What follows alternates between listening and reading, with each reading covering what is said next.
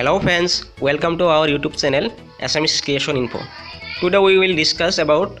course 509 assignment 3. Question number 1. Explain the concept of continuous and comprehensive evaluation CCE. How will you use CCE your learner in social science? Explain through example based on your experience. অর্থাৎ ধাৰাবাহিক আৰু অবিৰত মূল্যায়নৰ ধাৰণা ব্যাখ্যা কৰা সমাজ বিজ্ঞানৰ শিক্ষাৰ্থীসকলৰ ক্ষেত্ৰত কিদৰে ব্যৱহাৰ কৰিব আপোনাৰ অভিজ্ঞতাৰ ওপৰত উদাহৰণসহ ব্যাখ্যা কৰা আজি মই এই প্ৰশ্নটোৰ উত্তৰ ইংৰাজী আৰু অসমীয়া দুইটা মাধ্যমতে দিবলৈ চেষ্টা কৰিম সো আপোনালোকে চাই থাকিব প্ৰথমতে মই অসমীয়া মাধ্যমত আলোচনা কৰিছো অসমীয়া মাধ্যমত প্ৰথমতে মই আৰম্ভণি লিখিছো আৰম্ভণিত মই মূল্যায়ন কি এটো আগতে লিখিব লাগিব ইয়াত মই মূল্যায়ন লিখিছো মূল্যায়ন হৈছে এনে এটা প্ৰক্ৰিয়া যাৰ দ্বাৰা ছাত্ৰ-ছাত্ৰীক বিদ্যায়তনিক দিশত অধ্যয়ন আৰু নিৰীক্ষণ কৰি তেওঁলোকৰ আচৰণৰ পৰিৱৰ্তন ঘটাই লক্ষ্যত উপনীত কৰোৱা হয় ইয়াৰ জৰিয়তে ছাত্ৰ-ছাত্ৰীক দুৰ্বলতা আৰু পাৰদৰ্শিতাসমূহ নিৰূপণ কৰি পুনৰ পৰীক্ষণৰ ব্যৱস্থা কৰিব পাৰি এনেকৈ মূল্যায়নৰ বিষয়ে লিখিব তাৰ পিছত মই ধাৰাবাহিক বা অবিৰত মূল্যায়নৰ বিষয়ে লিখিছো আপোনালোকে চাই থাকিব ধাৰাবাহিক বা অবিৰত মূল্যায়ন বা মূল্যাঙ্কন হৈছে অতি কম সময়ৰ মূৰে কৰা মূল্যায়ন এই মূল্যাঙ্কনত গোট পৰীক্ষা শিক্ষাৰ্থীৰ শিক্ষণ ঘাটি চিনাক্তকৰণ আৰু ইয়াৰ প্ৰতিকাৰ আৰু শিক্ষাৰ্থীয়ে আহৰণ কৰা তথ্য আদি কাৰ্যই ছাত্ৰ-ছাত্ৰীৰ শিক্ষণ দীৰ্ঘ আৰু স্থায়ী কৰে বোধগম্য বা অবিৰত মূল্যায়ন বুলিলে ছাত্ৰ-ছাত্ৰী অতি সহজে বুজিব পৰাকৈ কৰা মূল্যায়ন কাৰ্যকে বুজায় যেহেতু ছাত্ৰ মৌখিক বা লিখিত কাৰ্যৰ জৰিয়তে সম্পূৰ্ণ মূল্যাঙ্কন কৰিব নোৱাৰি তাৰ বাবে বিভিন্ন কৌশল আৰু আহিলা অৱলম্বন কৰি অবিৰত আৰু বোধগম্য মূল্যায়ন কৰা হয় এনে মূল্যাঙ্কনে ছাত্ৰ-ছাত্ৰীৰ শিক্ষণ পাৰদৰ্শিতাৰ সকলো দিশতে মূল্যাঙ্কন কৰিব পাৰি শিক্ষণ হৈছে এটা অবিৰত প্ৰক্ৰিয়া হে অবিৰত মূল্যাঙ্কনৰ ফলত ছাত্ৰ-ছাত্ৰীৰ পৰা প্ৰতিক্ৰিয়া অৰ্থাৎ ফিডবেক লাভ কৰিব পাৰি এই প্ৰতিক্ৰিয়াৰ জৰিয়তে ছাত্ৰ-ছাত্ৰীৰ পাৰদৰ্শিতা শিক্ষণ অভিজ্ঞতা আদিৰ বিষয়ে জ্ঞাত হৈ পুনৰ শিক্ষণৰ ব্যৱস্থা কৰিব পাৰি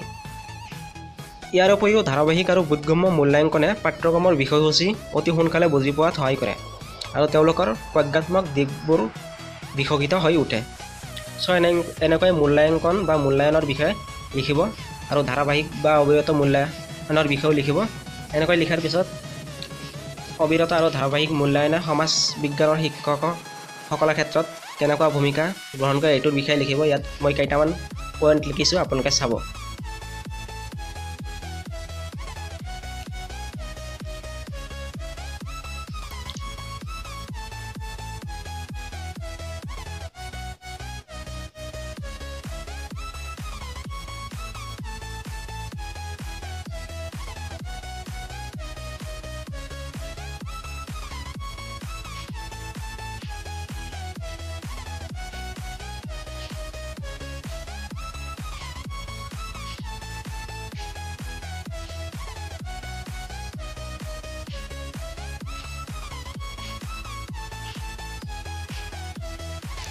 সো বন্ধুসকল এনেকৈ 5টামান পইণ্ট মই লিখি দিছোঁ আপোনালোকে এই 5টামান পইণ্ট লিখিব পাৰে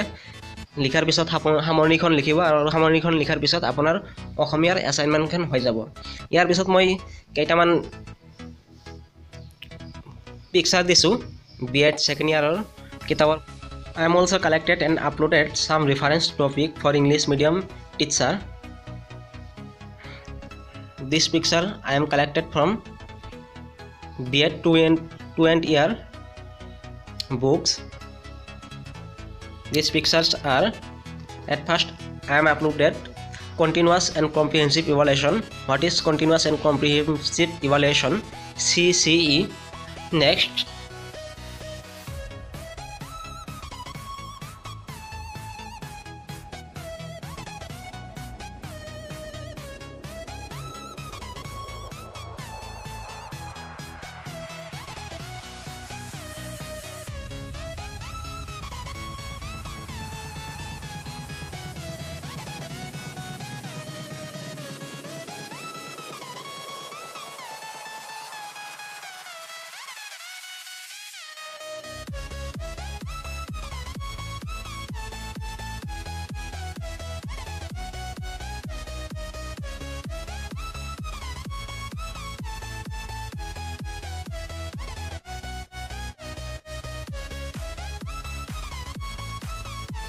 সব বন্ধুসকল আজিলৈ এইখিনিয়ে যদি ভিডিঅ'টো ভাল লাগে লাইক কৰিব কমেণ্ট কৰিব শ্বেয়াৰ কৰিব লগতে চেনেলটো যদি ছাবস্ক্ৰাইব কৰে ছাবস্ক্ৰাইব কৰিব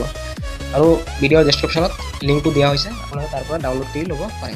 চ' থেংক ইউ